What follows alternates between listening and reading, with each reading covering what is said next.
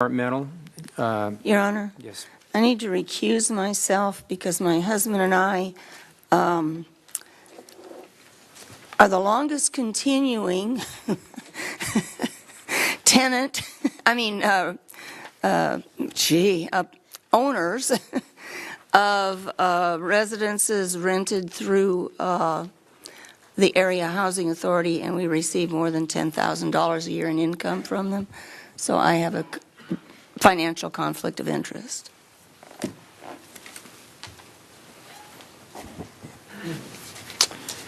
Okay. Departmental. Do we have a staff report on that, please? Yes, we do. Thank you, Mayor Kildee. Jackie Lee will be presenting this item. Okay, good evening, Mayor Kildee and council members. On June 27, 2018, the City Council authorized the purchase of the 2.52-acre property located at 2800 Berry Street from BMC Stock Holdings, Incorporated, for $3.6 million. Approximately 463 tons of contaminated soil has been removed from the site. It is anticipated that the demolition of the existing structures on the site will start shortly after Memorial Day. On November 14th, 2018, the City Council authorized issuance of an RFP for the development of new affordable housing. The minimum project requirements in the RFP included to provide for up to 75 affordable units, provide a mix of 50% low-income units and 50% very low-income units, provide a 20% carve-out for special needs housing, include rental and ownership units. No reductions, concessions, or waivers to reduce parking will be considered.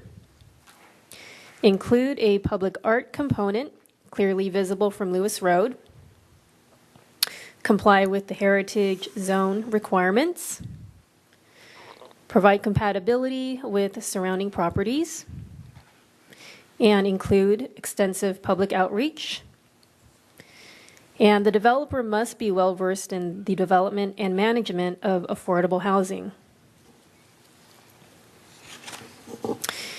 The city received 5 proposals at the conclusion of the RFP deadline. The proposal from Area Housing Authority and Many Mansions was the most responsive in terms of meeting the city's requirements in the RFP. The proposal includes approximately 60 affordable units, which will include 51 affordable rental units.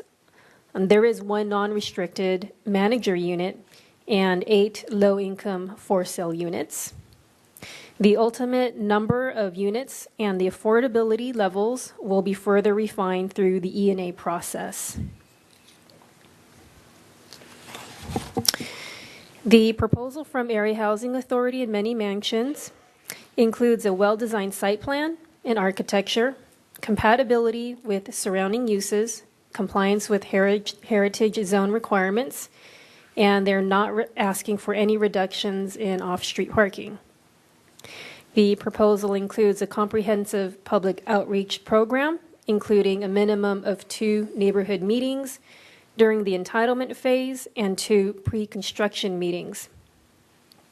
The development team is highly experienced in providing affordable housing, as the Area Housing Authority currently owns and operates 397 units of affordable housing in Camarillo, including the Meadowbrook Apartments, Bradford Apartments, and Mar Vista Senior Apartments. Many Mansions currently owns and operates 583 units of affordable housing in the county, and they are one of the county's leading providers of special needs housing. The proposal also includes 8 low-income for-sale townhomes for first-time home buyers, which is proposed to be built and sold by Habitat for Humanity. RRM Design Group is proposed to serve as the architectural consultant for the project. They have completed several affordable housing developments in Santa Barbara and Ventura counties. The preliminary site plan shows a two-story parking structure with the solar shade structure on the second level, which would allow for greater amounts of open space by centralizing the parking for the project. The proposal also shows several amenities, including a recreation building, common laundry facility, plaza areas, open green space, and a children's play area. The preliminary architecture of the buildings demonstrate compliance with the city's heritage zone requirements, as they are proposed to be designed in a Spanish colonial style of architecture. And these are just preliminary drawings. And there are a couple renderings that were also provided. And this is a preliminary rendering looking southwest towards the site. The parking structure with the solar shade cover is shown closer to the adjacent mini storage facility. And the community building is located in the center, and the residential buildings would be surrounding it. And this is a rendering showing one of the common plaza areas with the tot lot and the community building towards the right-hand side of the screen. The developer anticipates applying for 9% tax credits. Based on the development team's experience and the proposed project, the developer feels confident that they can secure 9% tax credits.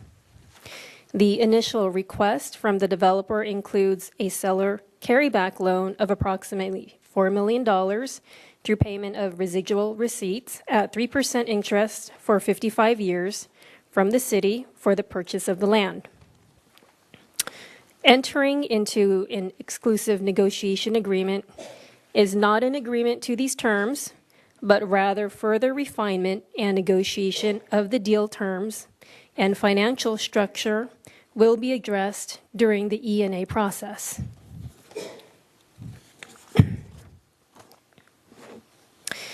And this slide lays out a roadmap for the next steps should the city enter into an E&A.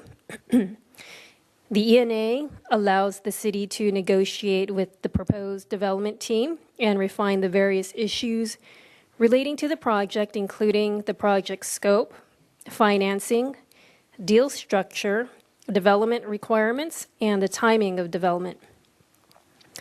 At the conclusion of the E&A process, the city and Area Housing Authority and many mansions would enter into a term sheet which would set forth the deal points for the development of the project subject to City Council's approval.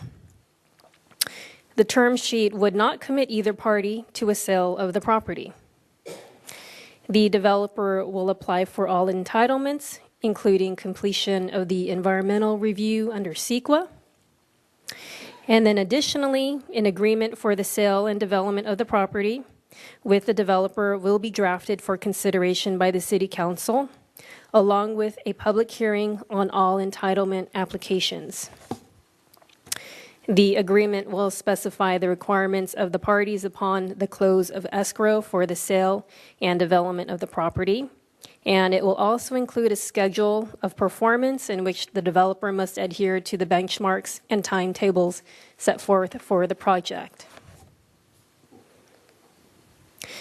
The suggested action for the council's consideration is to enter into an exclusive negotiation agreement between the city and a joint venture between the Area Housing Authority and many mansions to formalize the negotiation process for the development of an affordable housing project at 2800 Berry Street. And then lastly, I just wanted to let you know that the representatives from the Area Housing Authority, many mansions, and Habitat for Humanity are here tonight should you have any questions for them. Okay, are there any questions tonight from anybody? Any further comments anybody would like to make? All right. No. No, let the public speak first. All right. I believe it's Michael, I believe it's High. Am I right on that? Nye, excuse me. It's an I. Got my H's and N's confused. My sloppy writing. I apologize. Good evening, Mayor, Vice Mayor, Mr. Perry, council members, and Mr. Norman and staff. It's with great pleasure I'm here this evening. My name is Michael Nye. I'm the Executive Director of the Area Housing Authority of the County of Ventura. And I'd like to take just a second to introduce the members of our team that are here tonight.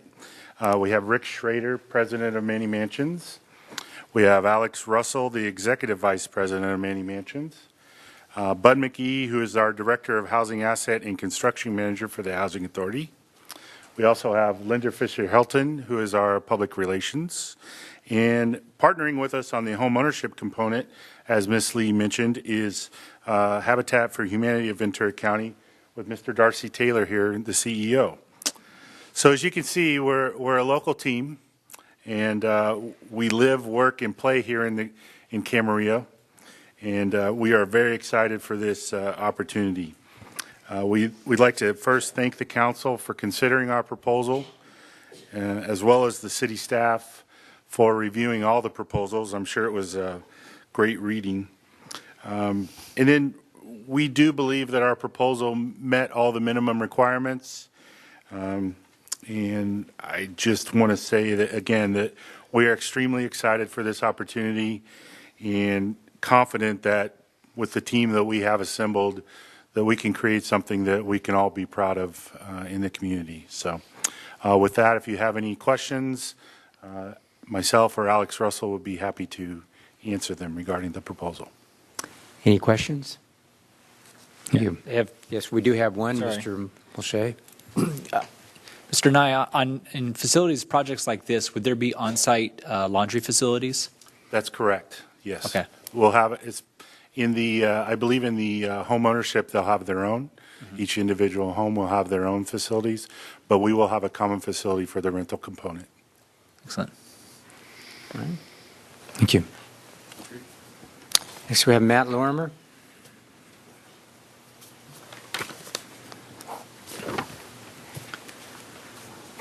Third time's always a charm, folks. So I'm not a real fan of development, but this is a good project. It's needed. I'm going to give you something. I'm not familiar if a lot of you have been there. My son has autism, as you're aware. You have Triton Academy. There's a lot of kids that are going to transition to homes, and they serve 3 to 12. They're at the Camarillo Airport. I really hope that the city reaches out. I know it's low income. There are kids that show up on Friday at the senior center. You know, there's a food program there. And we have kids in our community that have different disabilities, autism.